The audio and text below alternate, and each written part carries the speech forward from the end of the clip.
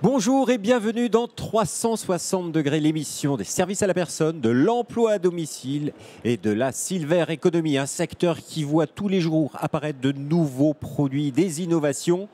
Et pour cela, il faut penser design. Et pourquoi pas parler de design aujourd'hui avec nos deux invités, avec Christophe Talec. Bonjour. Bonjour. Vous êtes cofondateur et PDG de We Design Service. En deux mots, votre société, c'est... En deux mots, une agence de management de l'innovation et de conception de produits et services innovants. Et à côté de vous, un grand nom du design, Gérard Caron, bonjour. Bonjour. Aujourd'hui, vous êtes éditeur d'admirabledesign.com. C'est la référence pour s'informer sur le design aujourd'hui en France. Oui, enfin, c'est une façon de présenter très positive, mais effectivement, j'ai tout de même un parcours assez long dans le design, et pas uniquement en France, donc c'est intéressant d'échanger ensemble sur un sujet très spécifique toutefois. C'est vrai. Nous sommes aujourd'hui sur le salon des services à la personne, Silver Economy, et il y a énormément d'innovations. Est-ce qu'il faut parler design dans ce secteur aujourd'hui? C'est capital ou pas? Et d'ailleurs, première question, c'est quoi le design? Alors, un mot, avant que mon collègue complète. Le design s'est répandu dans la conception des produits et des services parce qu'il a été un outil de compétitivité économique depuis les années 50. Il permet de se différencier et aujourd'hui, il permet de différencier des offres et des expériences et de concevoir avec l'utilisateur au cœur en ayant trois dimensions. La dimension de faisabilité, la dimension de viabilité économique et la dimension de désirabilité. La désirabilité, c'est essentiel dans la démarche de design. Lorsque nous sommes sur des marchés où il y a plusieurs produits concurrents, quel est celui que l'on va acheter? On va acheter celui à technicité équivalente. On va acheter celui que l'on désire, on va acheter celui qui vous gratifie, on va acheter celui qui vous positionne par rapport à d'autres, etc. Donc c'est ça aussi le désir. On a le droit de se faire plaisir, non? Donc un design réussi, c'est un design, comme l'a dit Christophe, qui répond à tous ces critères et qui donc vous donne envie de l'acheter. Parce que le design, c'est fait aussi pour faire vendre. Et c'est vrai qu'aujourd'hui arrive une nouvelle clientèle, les aînés, les plus de 60 ans, les seniors. Et est-ce que les designers et les sociétés qui vendaient des produits ont pensé à cette clientèle particulière des aînés? C'est un nouvel univers à explorer pour les designers que vous êtes? C'est un univers incroyable parce qu'en fait, il est en forte transformation. Roche réfléchit aux médicaments multitechnologiques et va être capable de tracer la performance des molécules de ces médicaments sur le soin apporté à ses patients.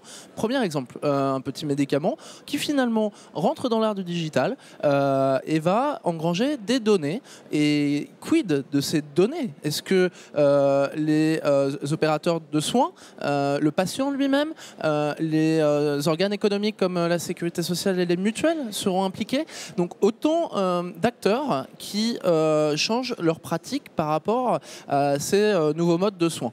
Deuxième exemple, des petits piluliers pour médicaments qui permettent de rappeler à des patients atteints d'Alzheimer la prise ou la non-prise de médicaments sont capables d'alerter si le patient ne les prend pas, la famille, puis les réseaux sociaux, puis des services de soins. Donc qu'on soit sur du soin classique ou qu'on soit sur l'environnement produit et serviciel de ce senior, l'ensemble des éléments qui participent à son bien-être, à son soin et à l'interaction entre l'aide soignant, le patient et sa famille est en train de muter. Alors, mais quel est l'intérêt du design? Je comprends, mais à quel moment les gens qui réfléchissent à ça doivent faire appel à un designer, ou on doit intégrer nous-mêmes, entrepreneurs, une démarche de design? Et c'est quoi les différentes démarches? L'on pense design à partir du moment où on pense utilisateur client. C'est-à-dire qu'on ne peut plus aujourd'hui vendre un produit ou un service sans se préoccuper du mode d'utilisation, se préoccuper de la psychologie des gens, etc. Parce que c'est essentiel. Qui utilise le produit ou le service que je propose? C'est ce monsieur, c'est cette dame, etc. Donc, il faut absolument connaître les tenants et aboutissements du mode de fonctionnement de ces personnalités-là.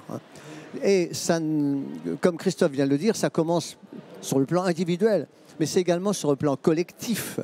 Je pourrais parler, par exemple, de ce centre commercial que j'ai visité au Japon, qui est dédié aux seniors. Hein. Donc, ce n'est pas simplement votre petit confort personnel, c'est tout un ensemble, tout un quartier qui a été dédié à ces personnes-là, tout en évitant de les distinguer des autres. C'est-à-dire que c'est un centre commercial dans lequel vous pouvez aller vous-même sans pour autant vous sentir senior, et pourtant tout a été fait pour eux. Vous voyez, donc c'est des démarches sociologiques aussi, hein, psychologiques, individuelles, mais également sociologiques. Et le design donc a naturellement sa place, puisque c'est ça sa véritable dimension.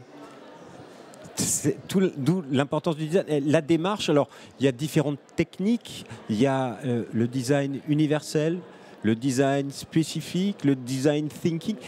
Est-ce que vous pouvez éclairer nos téléspectateurs sur ces démarches, s'ils sont intéressés pour entreprendre dans ce secteur et pour savoir comment ils vont travailler avec des designers? Alors, le mot design, qui est un anglicisme, finalement veut dire conception. En France, on a aimé le prendre au sens italien designare, dessin, le dessin IN, et dessin, l'intention, EIN.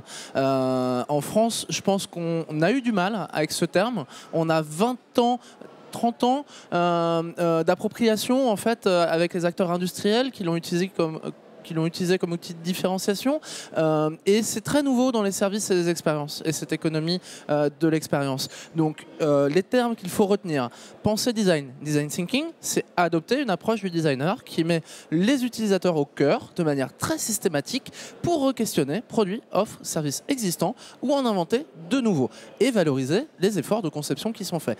Design universel, c'est parler d'inclusivité dans la conception plutôt d'exclusivité finalement des différents utilisateurs et penser la solution qui va être la plus intégrante pour ces acteurs dont Gérard parlait par exemple l'exemple du centre commercial qui est intégrante en fait pour toute la population. En fait. Alors là il y avait un bel exemple japonais. Est-ce qu'on a dans le secteur de la silver economy, est-ce que vous avez en tête un bel exemple français dans la démarche? Un bel exemple français, je vais certainement vous surprendre. Je pense à une marque française bien établie, célèbre par ses tranches de jambon vendues sous petites barquettes plastiques. Et c'est une marque en 2 mots, qui a commercialisé donc un jambon pour ces personnes-là, mais qui n'a pas donc fait un jambon spécialement packagé, spécialement designé, etc. C'est toujours la même marque, sur fond vert, avec la tranche de jambon bien présentée, etc. Mais c'est un jambon qui présente la particularité d'avoir beaucoup moins de sel. Hein, peu de sucre, pas de sucre pour ainsi dire, et beaucoup moins de sel.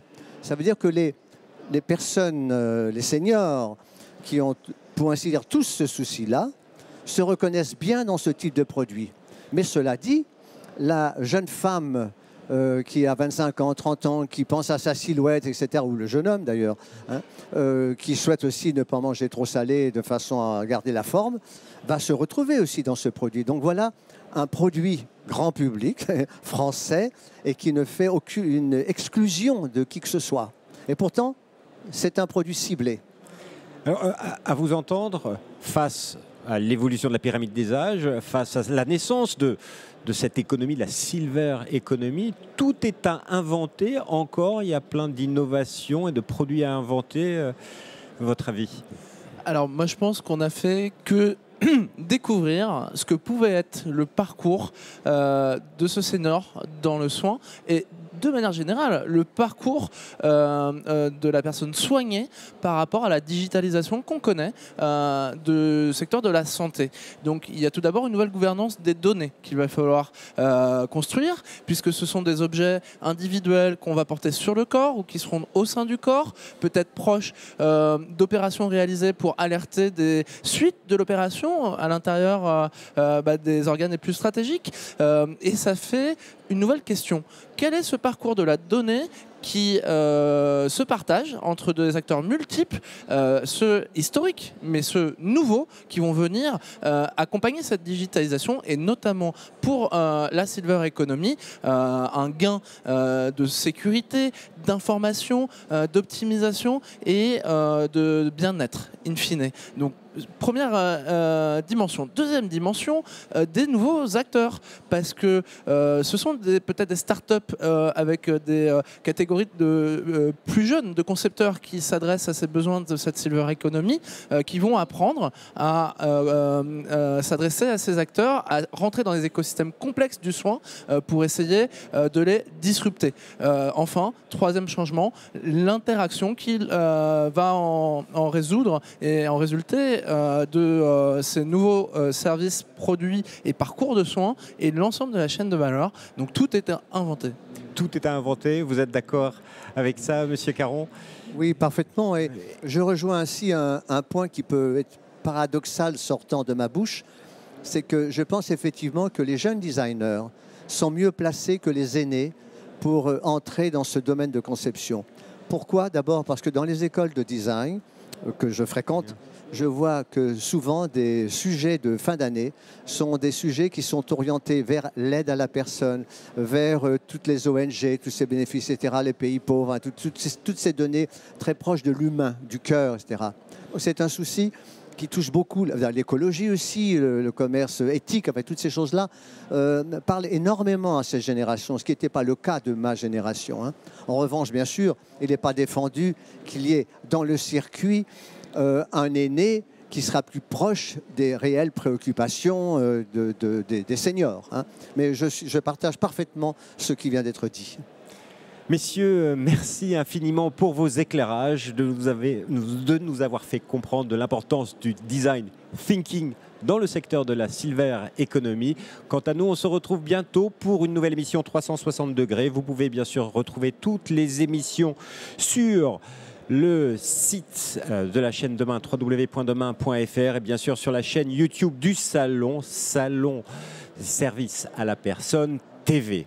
Au revoir et à bientôt.